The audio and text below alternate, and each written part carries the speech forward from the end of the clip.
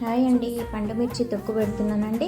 పండుమిర్చి KG, 200 గ్రాముల salt, 200 గ్రాముల చింతపండు, ఇవేమో 2 స్పూన్ల ఆవాలు, 1 స్పూన్ మెంతులండి. ఇవి వేయించి పెట్టుకున్నాను. ఇవి వేరే సపరేట్ పౌడర్ చేసుకోవాలి.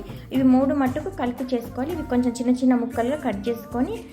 ఇట్లా మంచిగా ఉండాలండి, ఫ్రెష్గా. ఎందుకంటే సంవత్సరం నిల్వ ఉంటుంది కదా ఇది, అందుకని ఇట్లా గువ్వం ఎక్కువ ఉన్నది తీసుకోవాలి. నేనైతే కేజీ పెడుతున్నాను. ఇదిగోండి, ఇలా చిన్న చిన్న ముక్కలుగా కట్ చేసుకుంటూ మనం గ్రైండ్ చేసుకోవాలి.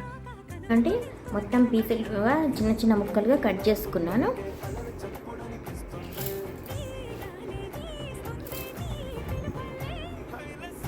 ఇదిగోండి, కొంచెం కొంచెం గ్రైండ్ చేసుకున్నాను.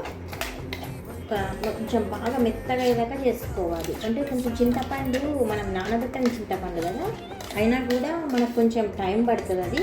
అందుకని మెల్లిమెల్లిగా ఆపుకుంటా మనం గ్రైండ్ చేయాలి.